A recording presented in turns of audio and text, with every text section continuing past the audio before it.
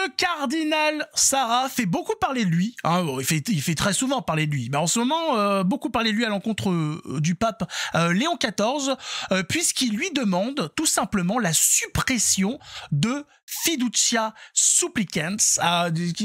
Qu'est-ce que tu racontes? Qu'est-ce que c'est que cette histoire? Il nous dit, alors je cite, « Un rite ne s'invente pas dans un bureau ».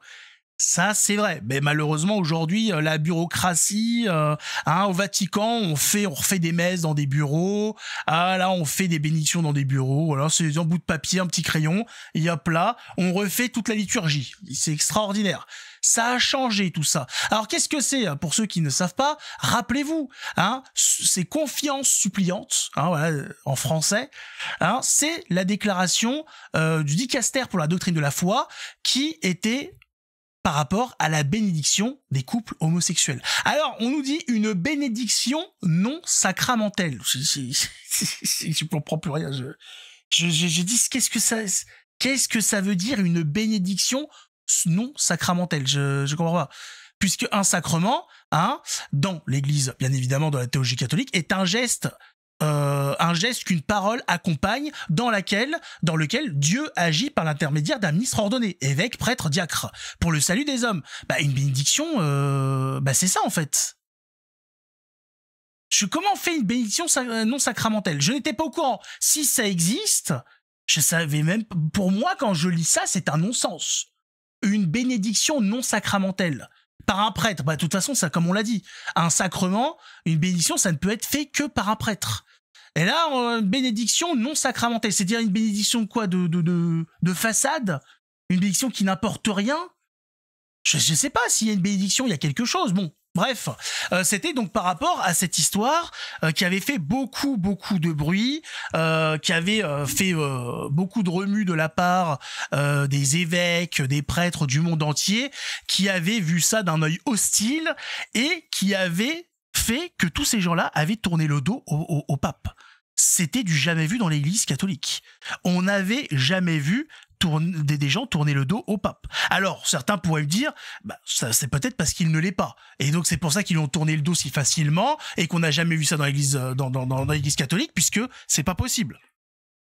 Alors là, je sais pas. Moi, je sais pas du tout. Je peux pas vous dire. Je ne suis pas dans les petits papiers de notre Seigneur. Est-ce que le pape François était un vrai ou un faux pape? Je n'en sais rien du tout. Ce qui est sûr, c'est que cette affaire a fait énormément de bruit et ça a créé la confusion et aussi beaucoup une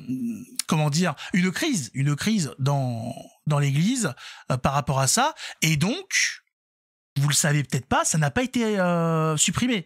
Le Vatican est revenu dessus oralement en disant oui, alors non, ça a été mal compris, c'est-à-dire en fait on ne bénit pas le couple en tant que tel, mais les individus dans le couple, alors que textuellement dans le papier, c'est dans la déclaration, c'est bien marqué de bénir les couples homosexuels. Ouais. Mais le problème donc c'est qu'oralement ils sont revenus dessus, mais au niveau de Fiducia Supplicans, ils ont rien changé. Rien n'a été changé au niveau du papier, et donc c'est toujours effectif.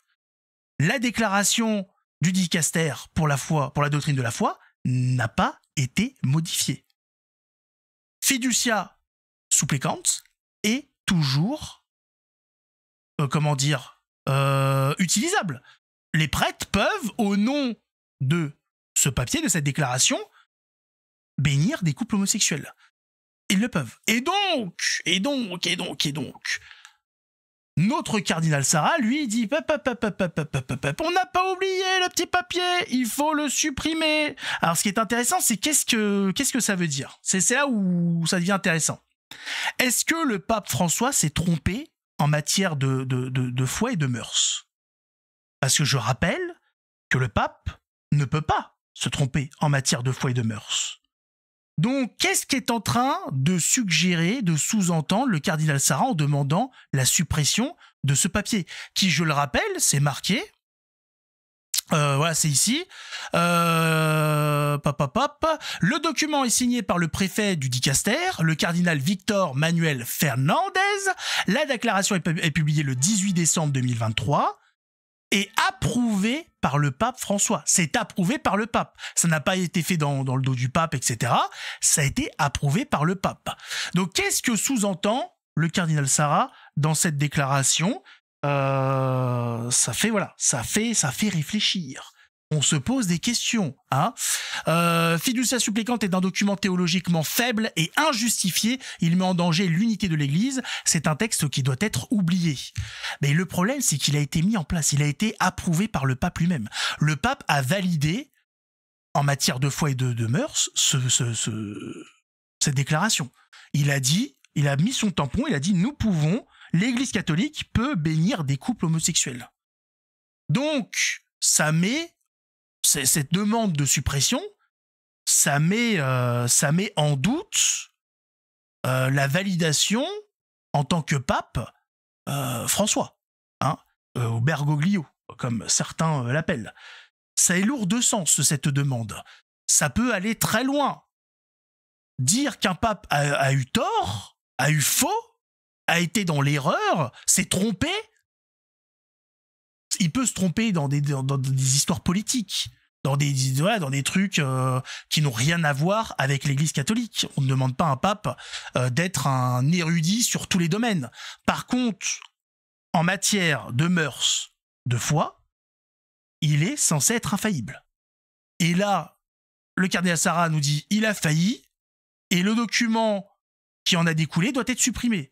Mais alors, si le document doit être supprimé parce qu'il est faux, il est faible et injustifié, qu'en est-il de celui qui a validé ce document, qui est censé être infaillible, qui n'est pas censé être faible et n'est pas censé produire des documents injustifiés?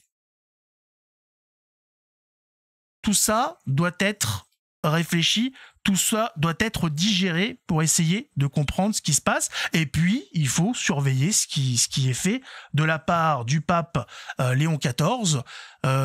Est-il dans la continuité de ce qui s'est fait ces dernières décennies avec les derniers papes, ou est-il en rupture avec ce qui était en train d'être fait par le Vatican? Allez savoir. Pour le moment, on ne sait pas trop. Il y a eu la réintroduction à la basilique Saint-Pierre de la messe tridentine.